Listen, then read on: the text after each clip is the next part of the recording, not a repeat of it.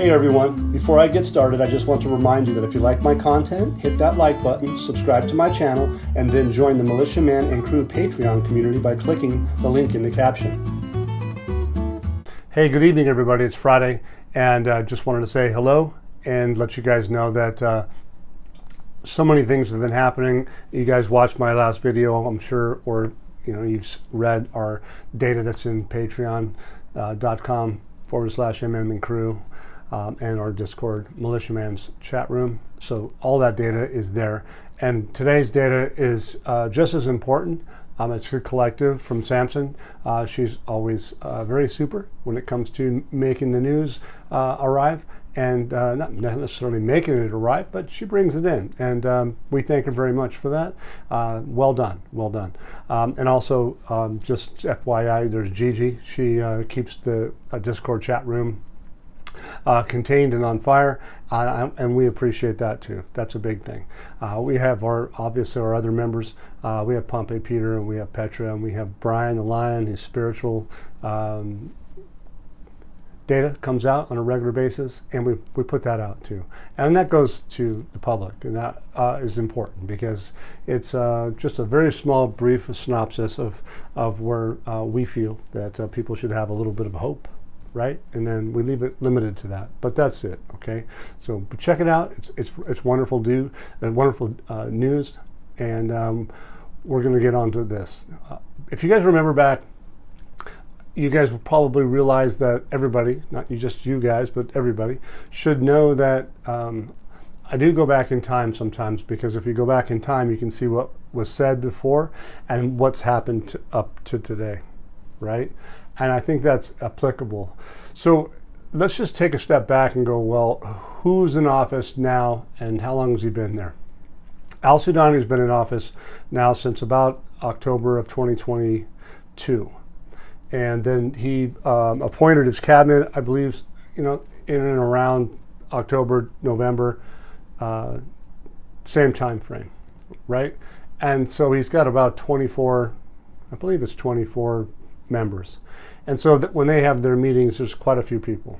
So keep that open for your thinking, is because there's a lot of people there, and they're very important people. So if you gather all of them into a meeting, usually it's really important. So the Ministerial Council of Economics has had many meetings, but they mean something. That's the main point, is that they mean something, and they typically do. But if you go back in time and remember that at the UN Assembly meeting, I believe that was in August of September 2023, is that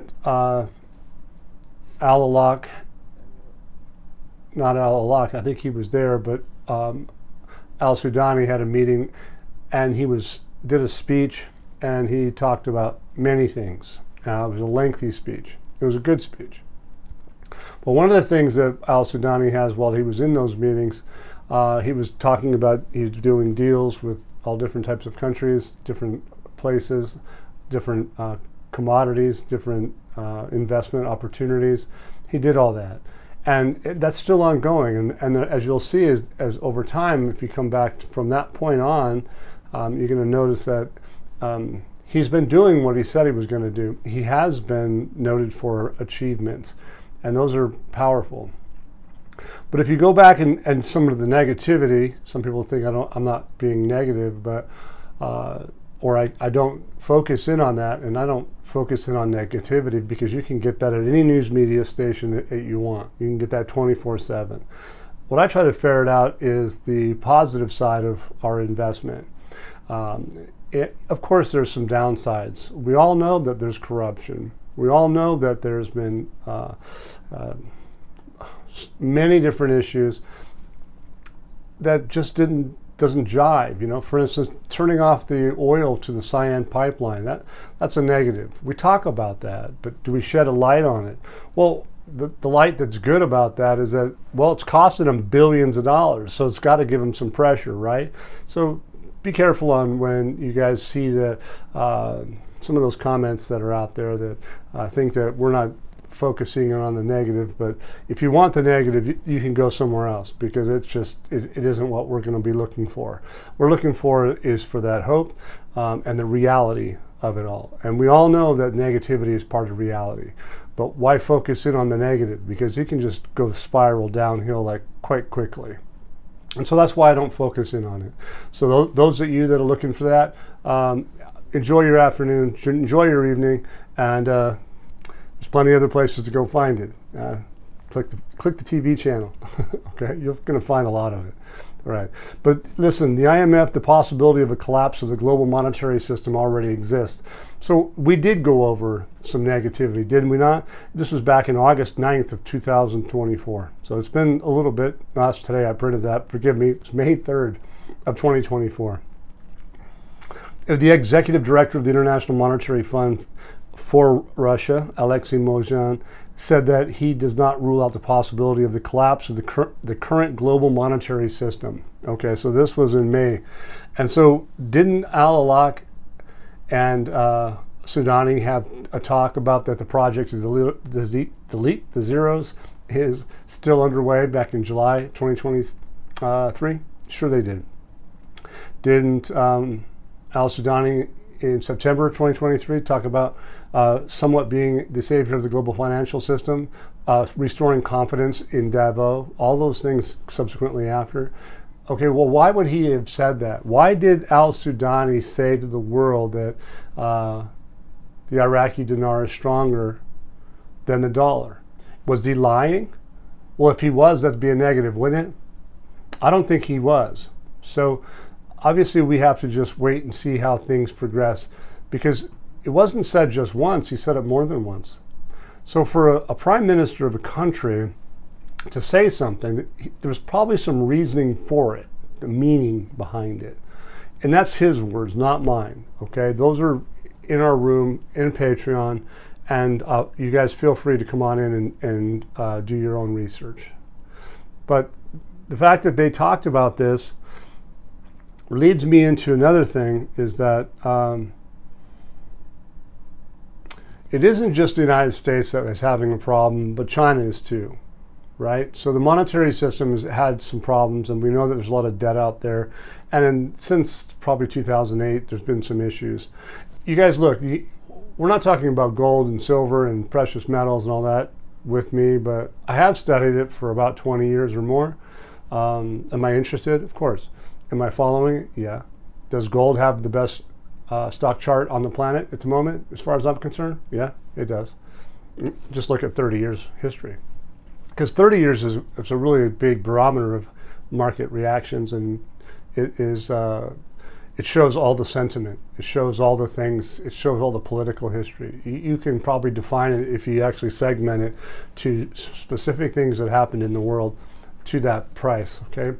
It's over $2,400. People thought I was crazy back in probably, 2000, now what, 1990s, 1994, 95, when gold broke out at $400 real close. And people thought I was nuts. But the bottom line is, look where it's at now. I said it was going to go significantly higher, and it did. But the bottom line is it a barometer of a reality check? It sure is. It really is. It's fascinating. And in fact, I think there's a bright future for those people that have gold holdings, because it's in uncharted territories at the moment. So keep that in mind. Do your own research. But here's a part of this, is, if I don't want to get too in depth in that, is that realize the United States of America has a lot of debt. We all, and that's like an understatement. Okay, so but they have assets. We have assets. I live in the United States. We have assets. We have the largest gold deposits. We have a lot of large gold deposits that are probably untapped, that probably blow people's minds, that aren't there yet. But the bottom line is that, as far as the Gold Council is concerned, the World Gold Council, the United States has 8,133.5 thousand tons of gold. And there's nobody that comes close. I'm sorry, it just doesn't. Okay? And as far as natural resources are concerned, the United States has a lot of natural resources. We have massive oil, and we have massive subbituminous coal. We have massive amounts of deposits and stuff that we just don't really get a lot of attention to. But that's okay. But keep in mind, JPMorgan Chase, Bank of America, Citibank, they're holding somewhere in the neighborhood of 7.427 trillion in off-balance sheet, potentially dangerous cocktail of unknown assets report. Uh-oh, there's negative. We talked about this. So it is what it is. But the interesting thing is that the Federal Reserve, for instance, defines off-balance sheet activities as quite diverse in nature and says they may include such instruments, sorry you guys, as a firm loan commitment, standby letters of credit, foreign exchange, that's foreign currency, everybody, financial futures, forward contracts, options, interest rate swap contracts, other derivative products. Why would they be bringing that up? Is because they mention foreign exchange is because they're quite diverse. And so if in fact that you have diversity, so you have some things that go good, some things that go bad. And so keep that in mind, is that they brought this up in May, and then they also have it back in August of last year, in October, and subsequently moving forward. And that was probably in more earlier August, but it says Citigroup blew itself up in 2008, which they talk about, which was a complete negative, right? We talked about that. And received the largest bailouts in global banking history. So we don't go over everything that's wonderful, but we do touch bases a little bit on it. But do we focus on it? No. But look at this. JPMorgan Chase, Wells Fargo, Bank of America, Citigroup, Morgan Stanley, Goldman Sachs, Bank New York Mellon, State Street argued against what this article is talking about. And in a prepared statement, JPMorgan Chase CEO Jamie Dimon said the changes would damage the banking industry and the economy at large. Because of the, remember what I said the other day was reputational risk? When you start damaging the banking system and you start talking smack about it, whether it's true or not, it doesn't necessarily do anybody any favors, especially if it's not true and you're talking bad about it, it can have consequences. And fairly sure that you guys realize that Iraq's banking system has been relatively fragile over the last, couple decades. But even more so, it's really gained some steam and some credibility in the last couple years. Since al-Sudani probably has taken charge, we've seen bank accounts jump tens of thousands of people, in some cases 10,000 or more a day, for bank accounts being established. Because there is going to be some credibility. And why? Because there's an expectation of what they've been told, that the dinar is going to be stronger than the dollar. We learned that from al-Sudani more than once, right? The project to delete the zeros brings value to the currency. Al-Alaq talks about that. He says it still exists. And then there's subsequent, earlier on this year, they repeat to some degree and support that that stuff. So keep all that in mind, right? So back in August of 2023, the Parliamentary Finance Committee reviewed the benefits and importance of Iraq joining the global financial system. Iraq's going to join the global financial system at 1310, right? Okay, not going to happen. But it hasn't happened yet. Well, why not? If you were going to do that and you were going to be the benefit for the world, why hasn't it happened yet? Well, I don't know. We're going to find out. But anyway, it says there's an importance of it, especially with Iraq beginning to implement the requirements and conditions required for that. So they're in the beginning of the implementation of it, the requirements and conditions required for it, which caused a crisis in the dollar market prices. The dollar market prices.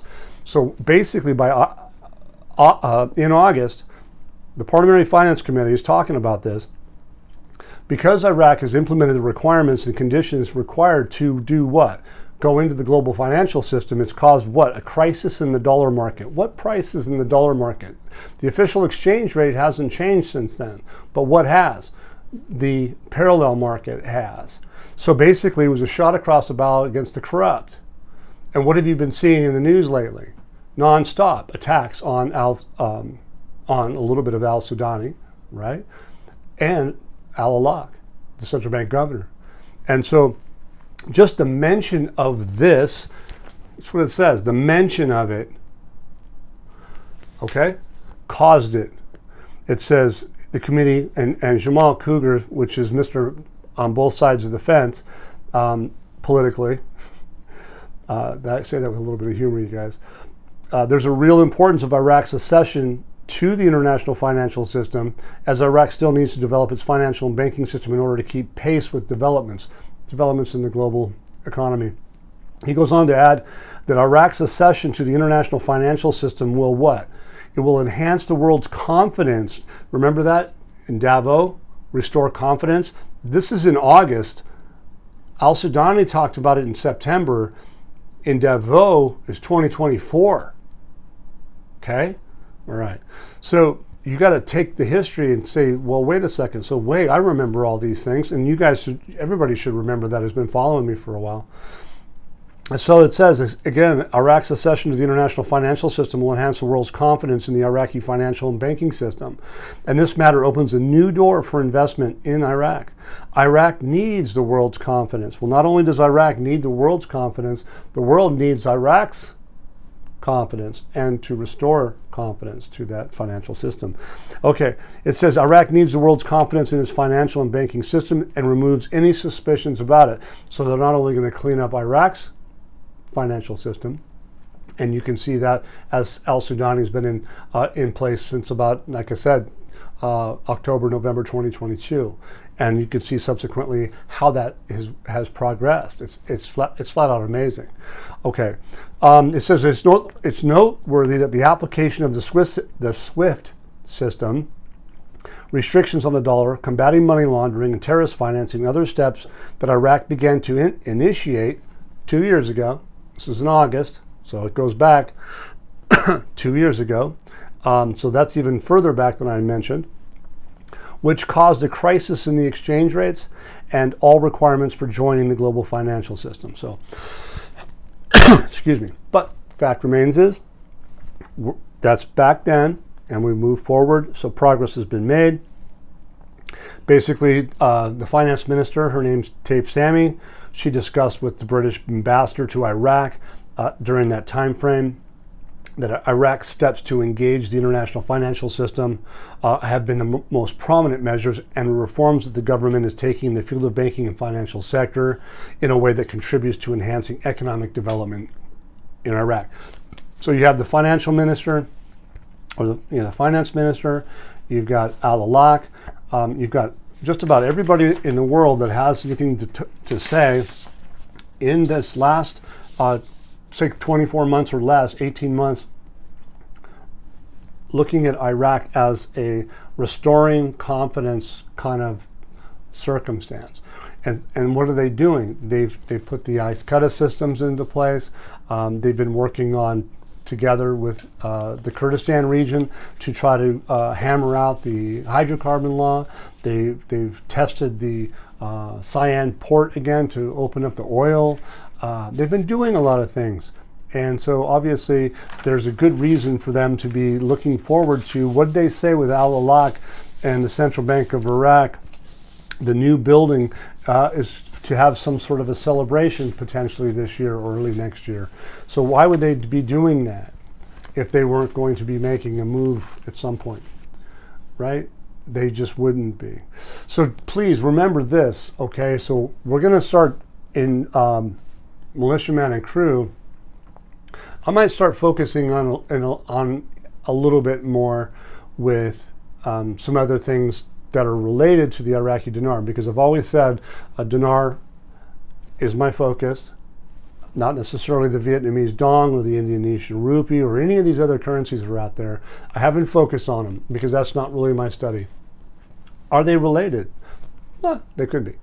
And you might take an interest in that. I would say that you might want to take an interest in that. That's fine. But look, the bottom line is that certain related topics are going to be important because we know that there's a Buna platform. And that Buna platform is owned by the Arab Monetary Fund, and Iraq is related to that. So in that of itself, we can probably tie in the fact that the Buna platform in Iraq we can talk about that in our general room, and we can discuss that. And we can do some other things too, because I think as you guys realize is that new environment, this blockchain environment, has been adopted by some of the largest entities on the planet. Okay, and then that's not going to go away. And one of the things is that it's my understanding, and I'm not an expert, and I'm only going to just do precursor, but I do know that the SWIFT program, the SWIFT system, has been a dominant system. And it's not as fast as other systems may be. There's a couple of different ones. There's the Ethereum, I think there's what they call XRP, okay? So there's, and there might be more, but they're blockchain oriented, and they're going to be using to help facilitate money transfers and payments, etc. And that's, please, just, I'm doing, like I said, just giving you a little basis. You guys can look it up yourself because it's beyond my pay grade, right? But the SWIFT global banking system infrastructure has been experimenting with blockchain technology. This is in August of 2023. So it's about a year ago, isn't it? Yeah, it is. It released an experiment that tested the use of the infrastructure to create interoperability between different blockchains. The experiments involved more than a dozen financial institutions, market infrastructures, and Chainlink, a Web3 platform. The goal of the research is to reduce inefficiencies caused by intermediaries, such as delays, additional costs, and compliance challenges. So obviously the SWIFT system using blockchain had tested this well over a year ago, maybe further back. I don't know, but this is what this article says. It says SWIFT's experiments included the cross-chain interoperability protocol, the CCIP. This protocol allowed for complete interoperability between the source and the target blockchain. Chainlink, this enterprise abstraction layer securely linked the SWIFT system to the Ethereum network. So this is all testing. This is what they're practicing on. Is Ethereum going to be the one that they use? To be determined. We have a strong feeling that there's going to be some evidence in the future that will suggest no, not necessarily. Or it could be a mixture, but I would suggest no. They call it sandbox testing, simulated 5,000 transactions between different blockchain networks and with existing fiat-based payment systems. Central and commercial bank participants noted that the connector enabled the seamless exchange of CBDCs or central bank digital currencies, even for those built on different platforms. So in that test with that particular Ethereum, they were successful. But again, it says SWIFT plans to publish the findings of its experiments later this year. And that was that was in August, I believe. Okay. And there could be more on that, of course. But here's a quote that says, SWIFT experiments with blockchain, but may need a government shift. And so, well, what does that mean?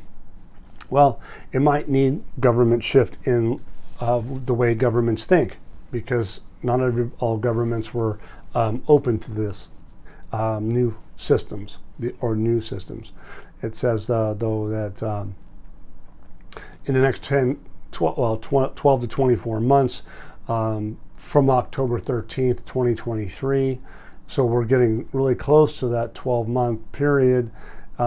It says they could connect the rise of CBDCs to the world effectively. But it says in an article published on the International Monetary Fund website, a gentleman by the name of Prasad believes that the dollar will continue to be an important reserve currency, even if its status as a payment currency declines. Okay. I would take that right there, that comment, to be serious, because what do we start out with? The United States has a lot of assets. We have more gold than anybody else in the world. And I'm not just making that up. You can look it up. It's a lot. I think if you take the top 3 countries below us, doesn't equal that amount. So anyway, Iraq's banks must now, they're talking about Iraq in this article. So the dollar will continue to be an important reserve currency if its status as a payment as currency declines. And then another snippet comes out. It says Iraqi banks must now manage these transfers through electronic platform SWIFT, which is synonymous with the stricter monitoring of transactions, particularly by the U.S. Federal Reserve, which rejects any transfers deemed suspicious. So all these guys that have been barking about Iraq and the dollar and not being able to have the dollar auctions anymore, and that's been dried up. This is back in October of 2023, man. They've told you, us, me, you, everybody, that's what they're doing. This is like vindicating us in the sense of that we've been saying that there's certain things that just don't smell right. Al-Alaq has done a pretty dang good job as far as I'm concerned. So let's see how this goes. Oh wait, hold on. So remember we talked about Ethereum, right? Well then here it goes. Ripple network. Do you guys know that Ripple network is basically XRP? I mean, okay, a network of financial partners around the world enables Ripple's products to work with banks and financial institutions as an alternative system for moving money globally. Swift has also used blockchain technology to connect the network to other networks such as the Ethereum Sepolia network. Oh, so basically they're not only being able to use Ripple, but they bring up Ethereum or vice versa. Ripple is a blockchain and tech company that provides faster payment solutions for businesses using the XRP ledger and its native token, XRP. In most cases, XRP is used as a bridge currency for on-demand liquidity outside the US. Iraq is outside the US. The Buna platform is outside the US. Who did we talk about a little bit? JPMorgan-Citi Bank. We talked about that a little bit. Here it says, Ripple is a money transfer network designed to serve the needs of the financial services industry. XRP is the native crypto token of the Ripple network and is consistently lists among the top 10 cryptocurrencies by market capitalization. And they go on to say that in late 2020, the Securities Exchange Commission had Ripple to be selling unregistered securities. I believe they beat that, and I believe they had a nice big 25% pop again here this week. And it was because they won another court case. And so therefore, you have to think that Ripple will be probably part of the future in Iraq's clearing with JP Morgan and Citi and all the other bigger banks, central banks, because of their technology has performed very well. That's whether it's going to be the top or not is to be determined, and that's, again, I'll leave that to you guys to study. And maybe we'll have another forum for that particular substance or not. I'll decide, but we'll see, okay? So here's some snippets that I have found from Al-Sudani, okay? Here's a quote. The investment environment in Iraq is developed to open up the global economy and to fruitful partnerships. And many agreements have been signed in various sectors, and Iraq has become a safe environment that attracts investors who see great promising opportunities. Development Road Project, everybody, do you see what I'm coming from? These things are leading up to today, okay? Here's another one. Distinguished attendees, we have been keen to build an independent and balanced foreign policy aimed at cooperation based on bridging viewpoints and commonalities, and for Iraq to be a source of stability and its surroundings, regional and international, and part of the solution to any regional or international problem. So again, the savior, bring confidence to the world, all those little places we talked about, UN, Davos, Munich, okay, and to boost the potential for understanding and cooperation. In mutual, just as we were exploring ways towards constructive partnerships based on the principles of mutual respect and motivating the participating parties and helping to formulate policies that achieve sustainable development. You guys have all heard those words. And for our peace-loving people. So they want to do sustainable development. They're focused in on that. And they haven't deviated, have they? They've been talking about sustainable development all over the place. And they're going to do that. And they're going to use some of these things that we talked about. They're going to have to facilitate they're going to have to move their currency eventually across borders. And they're going to have to do it effectively on the Forex, if you will. I mean, What else can you say? That's just part of the whole process. So anyway, in this particular case, al-Sudani, in a different snippet, in conclusion, he goes on to say, time has come for Iraq to take its natural place in the international community.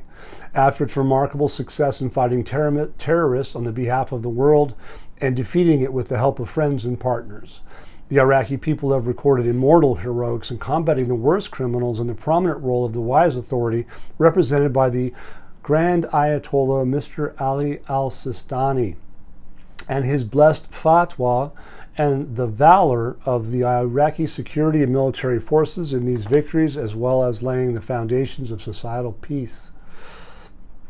And all in the spirit has become safe and stable. The country has become safe and stable. And we will continue the process and work through the productive diplomacy to make Iraq a center for meeting brothers, friends, and partners to build a safe and prosperous region to serve all peoples. That's powerful. That's all from Sudani. Okay? Does that sound like somebody that's not for his society? Absolutely not. He invokes the Grand Ayatollah Mr. al-Sistani with a fatwa, and you notice ISIS disappeared after that and subsequently is not so much a component anymore.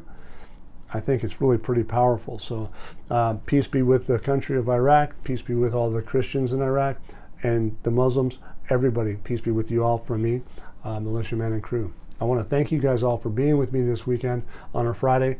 It's a short piece, and a little bit different for you, but thank you much for being with me. And again, I do like those guys that hit that subscribe button, and likes, of course, are wonderful. I appreciate all the comments. It's been great.